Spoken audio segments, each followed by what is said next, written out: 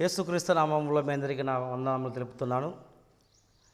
ఈ దినమున మనము దేవుని యొక్క వాక్యాన్ని లేఖనానుసారంగా నేర్చుకోవడానికి ప్రయత్నం చేద్దాం. వాక్యం నిమిత్తమే ప్రార్థించుకుందాం.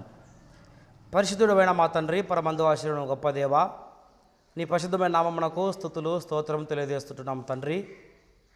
సమయమందు నాయన మేమందరం కూడా తండ్రి నేను కలిసి నేను స్తుతించుటకును గణపరచుటకును, అదేవిధంగా తండ్రి యొక్క పరిశుద్ధ గ్రంథంలో ఉన్నటువంటి యొక్క ఆత్మీయ జ్ఞానాన్ని మేము నేర్చుకొని ఆత్మానుసారంగా జీవించుటకు సహాయం దయచేయమని ప్రార్థిస్తుంటున్నాం. ఇదిగో తండ్రి, ఈ కార్యక్రమాన్ని చూస్తున్న ప్రతి ఒక్కరు కూడా జ్ఞాపకం చేసుకోండి తండ్రి. ప్రతి ఒక్కరు కూడా వారిని యొక్క వాక్యానుసారంగా జీవించుటకును లేఖనం ప్రకారంగా జీవించుటకు సహాయం దయచేయమని ప్రార్థిస్తూ యేసుక్రీస్తు నామమును బట్టి ప్రార్థిస్తున్నాం మా తండ్రి, ఆమేన్. సమయం మందు మనం దేవుని యొక్క వాక్యాన్ని మనము ధ్యానించుకున్నట్లయితే అంశం ఏంటంటే ఆరాధన అనే అంశం మీద మనము కొన్ని నిమిషాలు దేవుని యొక్క వాక్యాన్ని నేర్చుకుందాం. ఆరాధన అంటే వర్షిప్. సమయం మందు మనము యొక్క ఆరాధన మనము చూసినట్లయితే చాలామంది కూడా దేవునిని ఏ విధంగా ఆరాధించాలి, దేవునిని ఏ విధంగా స్తుతించాలి అనేటువంటి విషయాన్ని తెలుసుకోలేక చాలామంది కూడా ఏ విధంగా ఉన్నారంటే ఏదో ఒక విధంగా దేవునిని ఆరాధిస్తూ వారిగా ఉంటున్నారు. దేవుని మహిమపరుస్తున్నామని చెప్పుకొనొచ్చు దేవుని వ్యర్థముగా ఆరాధిస్తున్నట్లుగా మనం చూస్తుంటున్నాం. అయితే ఈ సమయం ముందు మనము పరిశుద్ధ గ్రంథంలో ఉన్నటువంటి యొక్క లేఖనానుసారంగా మనం ఒకసారి పరిశీలన చేద్దాం. ఆరాధన ఏ విధంగా మనం చేయాలి అనే విషయాన్ని మనం ఒకసారి గమనించినట్లయితే మనము దేవుని ఆత్మతోనూ సత్యముతోనూ ఆరాధించాలని లేఖనం సెలవిస్తుంటున్నది. అంటే దేవుడు శరీరానుసారముగా ఆరాధించాలని కోరుకోవటం లేదు. దేవుడు శరీరములతో దేవుడు మహిమపరచాలని కోరుకోవటం లేదు, కానీ ఆత్మతోనూ సత్యముతోనూ ఆరాధించాలని దేవుడు కోరుతున్నట్లుగా మనము చూడగలుగుతూ ఉంటున్నాం. అదేవిధంగా యోహాను రాసిన సువార్త 4వ అధ్యాయము 24వ వచనంలో దేవుడు ఆత్మ కనుక ఆయనను ఆరాధించువారు ఆత్మతోనూ సత్యముతోనూ ఆరాధింపవలనని లేఖనం మనకు సెలవిస్తుంటున్నది. అయితే దేవుడు ఏమై ఉన్నాడంటే దేవుడు ఆత్మ అయి ఉన్నాడు. అంటే మనం ఏ విధంగా ఆరాధించాలంటే ఆత్మతోనూ దేవుని ఆరాధించాలి, శరీరంతో కాదు అనే విషయాన్ని ఇక్కడ స్పష్టముగా యొక్క వచనంలో మనము చూడగలుగుతూ ఉంటున్నాం. అదేవిధంగా నిర్గమకాండ గ్రంథము 20వ అధ్యాయము 3వ వచనంలో నేను తప్ప వేరొక దేవుడు నీకు ఉండకూడదు, పైన ఆకాశం అందే కానీ కింద భూమి ఏందే కానీ భూమి కింద నీళ్ళ ఏందే కానీ దేని రూపమునైనను మీరు చేసుకొనకూడదు, వాటి సాగిల పడకూడదు, నమస్కరించకూడదు, పూజింపకూడదని తండ్రి అయిన దేవుడు ఆనాడు ఇశ్రాయేలు ప్రజలను ఖండితముగా ఆజ్ఞాపించి ఉన్నాడు. అంటే నేను తప్ప నీకు వేరొక దేవుడు మీకు ఉండకూడదని కూడా ఆయన తెలియపరిచినట్టుగా మనం చూస్తుంటున్నాం. అయితే మనము నేటి కాలంలో క్రైస్తవులు ఎప్పుడు దేవుని ఆరాధించాలని మనం ఒకసారి వాక్యానుసారంగా పరిశీలన చేసినట్లయితే అపోస్తల కార్యగ్రంథము 20వ అధ్యాయము 7వ వచనంలో ఇక్కడ ఆదివారమున అంటే అపోస్తలుడు పౌలు తెలుపుచున్న మాట ఏంటంటే ఆదివారమున ప్రసంగించుచుండగా పౌలు మర్నాడు వెళ్ళనై ఉండి అర్ధరాత్రి వరకు ప్రసంగించడం మనం చూస్తుంటున్నాం. అయితే ఇక్కడ ఆదివారమున దేవునిని ఆరాధించేవారిగా ఉంటున్నారు, ఆదివారమున దేవునిని స్తుతించేవారిగా ఉన్నట్లుగా కూడా మనం అక్కడ చూస్తూ ఉంటున్నాం. అదేవిధంగా మనము సమస్తమును ప్రభు అయిన యేసుక్రీస్తు పేరట మనము చేసేవారిగా మనం ఉండాలి. కొలస్సీ పత్రిక 3వ అధ్యాయము 17వ వచనంలో మరియు మాట చేత కానీ క్రియ చేత కానీ మనం ఏది చేసినప్పటికీ కూడా దేవుని క్రీస్తు పేరట మనము చేసేవారిగా ఉండాలని కూడా లేఖనాలు సెలవిస్తుంటున్నాయి. అయితే మనము ఈ యొక్క ఆరాధన వర్షిప్లో 5 భాగాలుగా మనము నేర్చుకుందాం. మొదటిది ప్రార్థన, రెండవది పాడుట, మూడవది వాక్య బోధన, 4వది ప్రభురాత్రి భోజనము, 5వది కానుకలు గురించి మనము క్లుప్తముగా వాక్యానుసారముగా పరిశుద్ధ గ్రంథంలో ఉన్నటువంటి మాటలు మనము నేర్చుకోవడానికి ప్రయత్నం చేద్దాం. అంటే సమయం ముందు మనము ప్రార్థన గురించి మనము చూసినట్లయితే అపోస్తల కార్యములు 2వ అధ్యాయం 42వ వచనంలో వీరు అపోస్తల బోధ యందును సహవాసమందును రొట్టె విరుచుట యందును ప్రార్థన చేయుట యందును, అంటే వారు ఆదిమ సంఘము అపోస్తలులు వారు ఏ విధంగా ఉన్నారంటే ప్రార్థన చేయుట యందును వారు పట్టుదల కలిగినట్టుగా మనం చూస్తుంటున్నాం. అదేవిధంగా మనం చూసినట్లయితే ఫిలిప్పీ రాసిన పత్రిక 4వ అధ్యాయము 6-7 వచనంలో మనం చూసినట్లయితే దేనిని గురించి మీరు చింతపడకూడదు కానీ, అంటే మనము దేనిని గురించి కూడా మనము చింతపడకూడదని కూడా వాక్యము సెలవిస్తున్నది. ఫిలిప్పీ పత్రిక 4వ అధ్యాయము 6వ వచనంలో దేనిని గురించి చింతపడకూడదు కానీ ప్రతి విషయంలోనూ ప్రార్థన విజ్ఞాపముల చేత కృతజ్ఞత మీ విన్నపములు దేవునికి తెలియజేయడం. అంటే ప్రార్థన ద్వారా దేవునిని మనము మన యొక్క విన్నపములు, మన యొక్క సమస్యలు దేవునికి తెలియపరిచే విధంగా మనం ఉండాలి. అంటే ప్రార్థన లేని జీవితము వ్యర్థమని కూడా వాక్యం సెలవిస్తున్నది. నువ్వు ఏదైనా అడగదలుచుకుంటే దేవునిని ప్రార్థనాపూర్వకంగా నువ్వు దేవుని అడిగేవారిగా మనం ఉండాలని కూడా వాక్యం సెలవిస్తున్నది. అంటే ప్రార్థన ఎంతో ప్రాముఖ్యమైనటువంటిది. అంటే దేవునికి మనకును కనెక్షన్ అన్నమాట. ప్రార్థనా జీవితం లేకుండా నువ్వు ఎంత భక్తి కలిగినప్పటికీ, నువ్వు ఎంత నువ్వు ఎంత దానపరుడైనప్పటికీ, నువ్వు ఎంత క్రియలు చేసినప్పటికీ వ్యర్థమైనటువంటిది మనం చూస్తుంటున్నాం. ప్రార్థన అటువంటిది క్రైస్తవునికి చాలా ప్రాముఖ్యమైనటువంటిది. ప్రార్థన లేకుండా మనము ఉన్నట్లయితే దేవునితో సంబంధం లేనటువంటి వారిగా మనం ఉంటాము, మనం చూస్తుంటున్నాం. రెండవదిగా మనము పాడుట, అంటే దేవునిని మనము సంఘములో ఆరాధనలో మొదట మనము ప్రార్థన చేసేవారిగా ఉండాలి.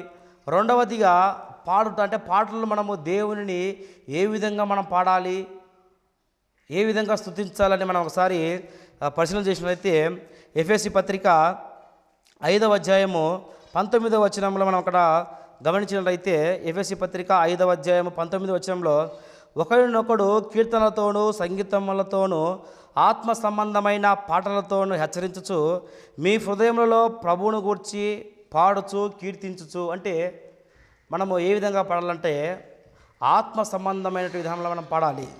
ఎందుకంటే దేవుడు ఆత్మ అయి ఉన్నాడు.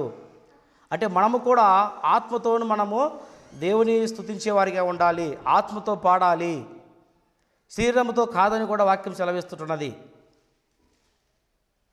అదేవిధంగా దేవుడు మీ యొక్క చేతులతో సేవింపబడేవాడు కాడని కూడా సెలవిస్తున్నది.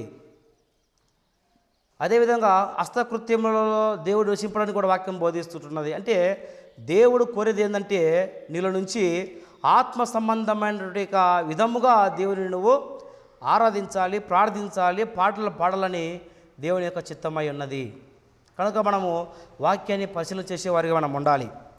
అదేవిధంగా మనం ఒకసారి గమనించినట్లయితే కొలస్సీ పత్రిక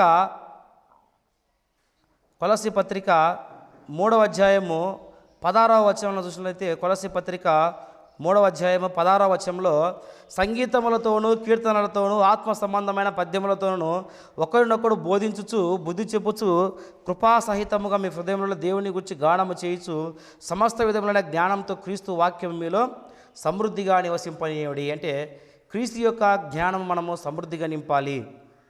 అదేవిధంగా మనము ఆత్మ సంబంధమైన పద్యములతోనూ మనము దేవుని స్తుతించే వారిగా ఉండాలని కూడా వాక్యం సెలవిస్తున్నది. అయితే మనము ఏ విధంగా పాడాలంటే ఆత్మతోనూ ఆత్మ సంబంధమైన విధంగా దేవుని పాడాలని కూడా మనము వాక్యం ద్వారా మనం తెలుసుకుంటున్నాము. కొరింథీయులకు రాసినటువంటి మొదటి పత్రిక 14వ అధ్యాయము 16వ వచనంలో ఆత్మతో పాడము మనస్సుతో పాడమని కూడా అక్కడ పౌలు గారు కొరింథీలో నుండి యొక్క సంఘమునకు ఆయన బోధించినట్టుగా మనం చూస్తుంటున్నాం. అయితే ఆత్మతో పాడేవారిగా ఉండాలి, మనస్సుతో పాటలు పాడేవారిగా ఉండాలని కూడా ఆయన మనం చూస్తుంటున్నాము. అదేవిధంగా మనము హెబ్రీ రాసినటువంటి పత్రిక 13వ అధ్యాయము 15వ వచనంలో హెబ్రీ పత్రిక 13వ అధ్యాయము 15వ వచనంలో కాబట్టి ఆయన ద్వారా మనము దేవునికి ఎల్లప్పుడూ స్తుతియాగము చేయుదము, అనగా ఆయన నామమును ఒప్పుకొనుచు జీహ్వా ఫలము అర్పించుదము. అంటే మనము జీహ్వా ఫలము ద్వారా దేవుని మనము స్తుతించేవారిగా ఉండాలి. దేవుని యొక్క సన్నిధానంలో పాటలు మనము ఏ విధంగా పాడాలంటే మనము ఆత్మ సంబంధమైన పాటలు పాడాలి. అదేవిధంగా జీహ్వా ఫలము ద్వారా మనము దేవుని స్తుతించేవారిగా ఉండాలని కూడా వాక్యం బోధిస్తుంటుంది. కనుక మనము రెండవదిగా మనము ఆ విధంగా దేవుని ప్రార్థించేవారిగా ఉండాలని కూడా వాక్యము బోధిస్తుంటున్నది.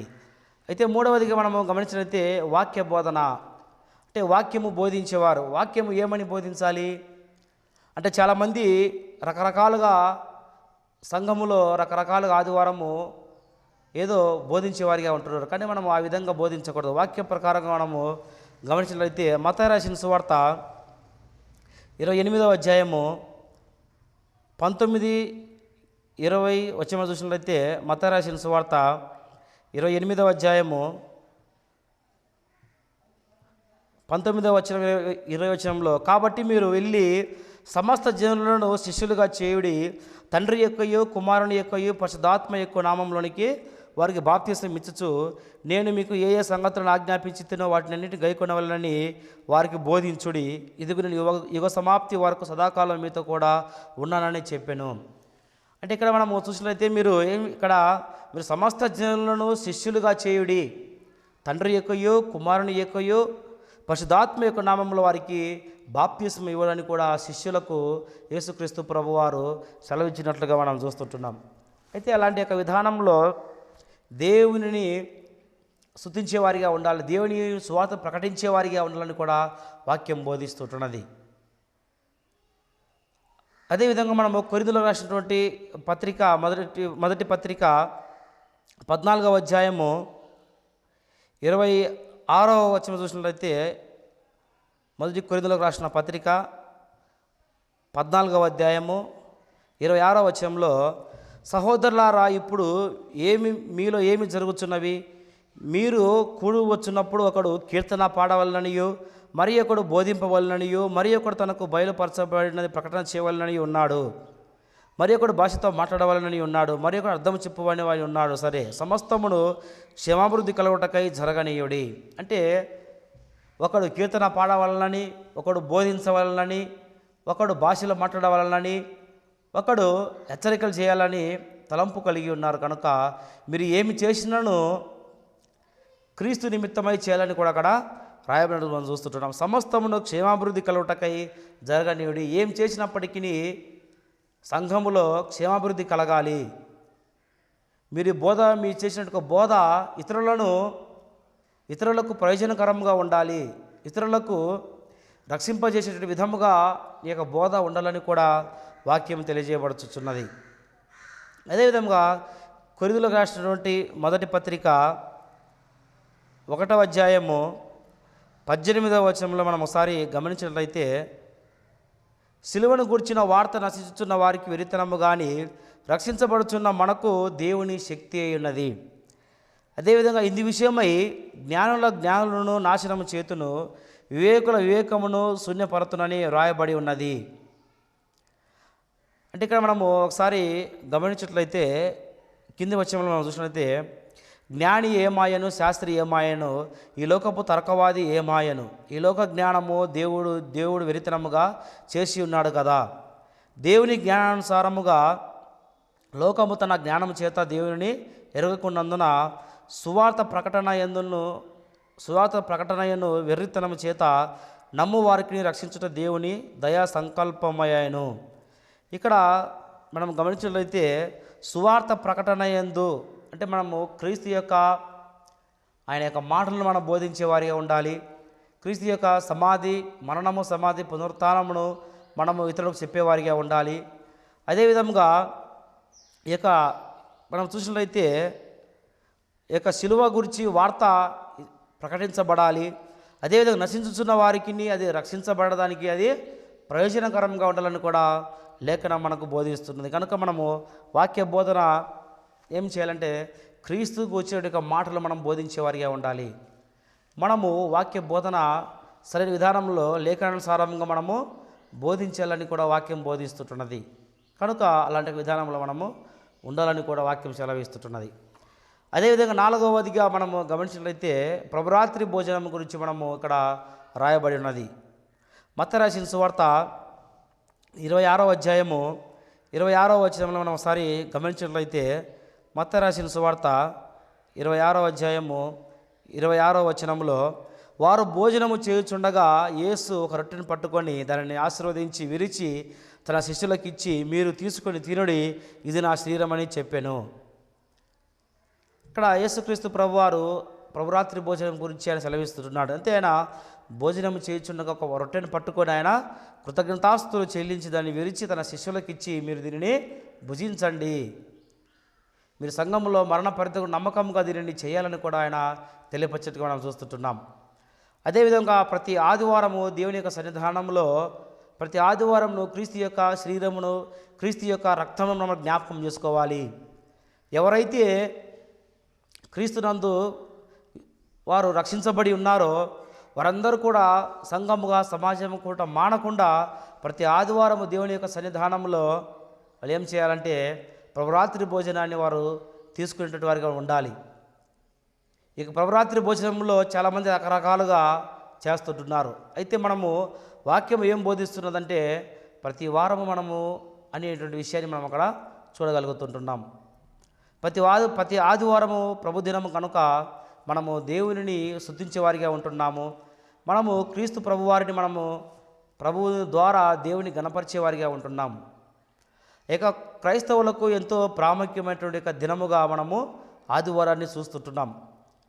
ఆ యొక్క సమయమున మనము క్రమం తప్పకుండా క్రీస్తు యొక్క రక్తములోను శరీరంలోను మనము పాలు పంపులు పొందేదానికి మనము ప్రయత్నం చేసేవారిగా ఉండాలని కూడా వాక్యం సెలవిస్తుంటున్నది. అదే విధంగా మనం ఎప్పుడు తీసుకోవాలంటే ఆ అపోస్తల కార్యంలో 20:7 ఆదివారం నేను రొట్టె విరుచుటకు కూడినప్పుడు అని పౌలు గారు తెలియపరచడం మనం చూస్తుంటున్నాం. అంటే ఆదివారం అనేటువంటిది చాలా ప్రాముఖ్యత. ప్రతి ఆదివారమున మనము క్రీస్తును జ్ఞాపకం చేసుకొనుచు ఆయన యొక్క శరీరమును ఆయన యొక్క రక్తమును మనము తీసుకునేటువంటి వారిగా మనం ఉండాలి. అదేవిధంగా మనం యోహాను రాసిన సువార్త 6:52 నుంచి 58 వరకు మనం అక్కడ చూసినట్లయితే యూదులు తమ శరీరమును ఎలాగో తినలేని ఒకరితో ఒకడు వాదించిరి. అయితే యేసు అన్నాడు అంటే ఇక్కడ మనం అక్కడ యేసుక్రీస్తు యొక్క శరీరం గురించి అక్కడ వాదోపవాదాలు జరుగుతుంటున్నాయి. అయితే ఆ సమయంలో యేసుక్రీస్తు ప్రభువారు ఆయన సెలవిచ్చి చుట్టూ మాట ఏంటంటే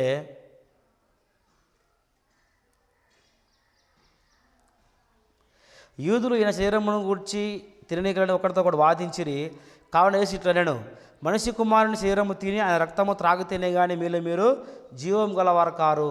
అంటే ఆయన క్రీస్తు యొక్క రక్తము ఆయన యొక్క శరీరము తినగలిగితేనే వారు జీవం గలవారు కారు. నా శరీరము తిని నా రక్తము త్రాగువాడే నిత్య జీవం గలవాడు, అంత్యదినంలో నేను వాడిని లేపుదును, వాడు చనిపోయిన తర్వాత నేను తిరిగి లేపబడతారు అనేటువంటి విషయాన్ని అక్కడ యేసుక్రీస్తు ప్రభువు సెలవిస్తున్నాడు. నా శరీరము నిజమైన ఆహారమును నా రక్తం నిజమైన పానమునై ఉన్నది. నా శరీరము తిని నా రక్తం త్రాగువాడు నా యందును నేను వాని యందు నిలిచి ఉందును. జీవం గల తండ్రి నన్ను పంపిన కనుక నేను తండ్రి మూలంగా జీవించుతున్నట్టు నన్ను తినువాడును నా మూలముగా జీవించును. అంటే యేసుక్రీస్తు యొక్క రక్తమును శరీరమును తినగలిగితే ఏ విధంగా అయితే క్రీస్తు ప్రభువారు దేవుడిని హత్తుకొని ఉన్నాడో అలాంటి విధానంలో మనం ఉంటామని కూడా వాక్యం బోధిస్తుంటుంది. అయితే ఇదే పరలోకం నుండి దిగి వచ్చిన ఆహారము.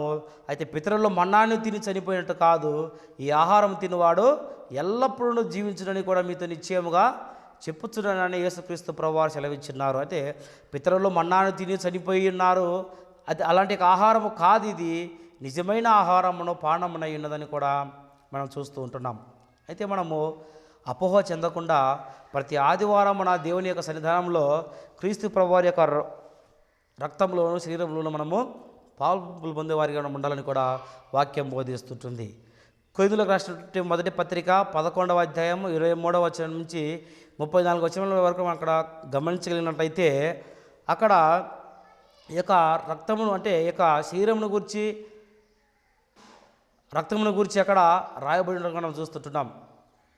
మీరు ఈ యొక్క రొట్టెను తిని ఈ యొక్క పాత్రను త్రాగున్నప్పుడల్లా ప్రభువు వచ్చు వరకు ఆయన మరణమును ప్రచురించమని కూడా వాక్యం బోధిస్తుంటున్నది. ఎవరైతే బాప్తిస్మం పొంది రక్షించబడిన ప్రతి ఒక్కరు కూడా శరీరమును రక్తమును తీసుకుంటారు, అందరూ కూడా సువార్తను ప్రకటించడానికి దేవుడు అవకాశం కల్పించున్నారు. మీరు వచ్చేంత వరకు మా యొక్క మరణ పరంతు నమ్మకం కూడా జీవించాలని కూడా వాక్యం బోధిస్తుంటున్నది. కనుక ఆ యొక్క శరీరమును రక్తమును తీసుకునే ముందు పరిశీలన చేసుకోవాలి. దీనికి నేను యోగ్యుడను కానా, నేను అయోగ్యంగా తీసుకుంటున్నానా లేకపోతే యోగ్యంగా నేను తీసుకుంటున్నానటువంటి పరిశీలన చేసుకొని తీసుకునే యొక్క రక్తమును శరీరమును తీసుకునే వారిగా ఉండాలని కూడా వాక్యము బోధిస్తుంటున్నది. అదేవిధంగా మనము 5వదిగా మనము గమనించినట్లయితే కానుకల గురించి మనము నేర్చుకుందాము. అపోస్తల కార్యములు 20వ అధ్యాయము 35వ వచనంలో మనం అక్కడ చూసినట్లయితే పుచ్చుకొనుట కంటే ఇచ్చుట ధన్యమని కూడా అక్కడ రాయబడి ఉన్నది. అంటే మనము దేవుని ఎదుట దేవుని పని కొరకు దేవుని సంఘములో మనము కానుకలు దేవునికి ఇచ్చేవారిగా మనం ఉండాలి. మనము పిసినితనముగా ఇవ్వకూడదు, మన సనుగుకొనకుండా మనము ఇచ్చేవారిగా ఉండాలి, ధారాళముగా ఉండాలి. అలాంటి హృదయం నీలో కలిగి ఉండాలని కూడా మనము చూస్తూ ఉంటున్నాము.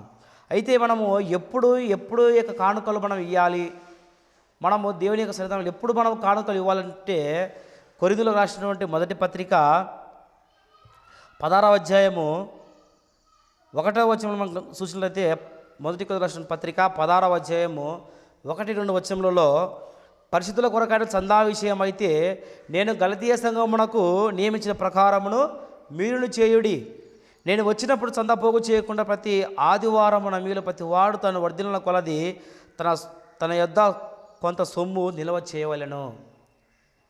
పౌలు గారు అక్కడికి ఆ యొక్క సంఘమునకు సారిసారికి మాటికి వెళ్ళి దర్శించినప్పుడు వారు చందా వసూలు చేసి పోగు చేసి వారికి ఇస్తున్నారు. ఆ యొక్క సమయంలో పౌలు గారు తెలియపరుస్తున్నారు ఏమనంటే, నేను వచ్చినప్పుడు మీరు పోగు చేయకుండా మీలో ప్రతి వాడును ప్రతి ఆదివారమున దేవునికి చందా ఇవ్వాలని. వర్ధిల్లిన కొలది అంటే దానికి లిమిట్ అనేటువంటిది లేదు, ఇంత పరిమితి అని లేదు. నీవు వర్ధిల్లిన కొలది, అది 1000 కావచ్చు, 2000 కావచ్చు, 3000 నీతో వర్ధిల్లిన కొలది నీ మనస్ఫూర్తిగా దేవునికి ఇచ్చినట్లయితే దేవుడు నిన్ను ఆశీర్వదించేవాడిగా ఉంటాడు. అదేవిధంగా మనం ఒకసారి కొరింథీయులకు రాసినటువంటి 2వ పత్రిక 9వ అధ్యాయము 5వ వచనంలో మనం చూసినట్లయితే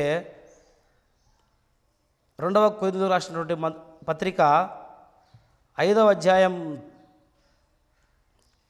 2వ కొరింథీ 9వ అధ్యాయము 5వ వచనం 10వ వచనం మనం గమనించినట్లయితే అక్కడ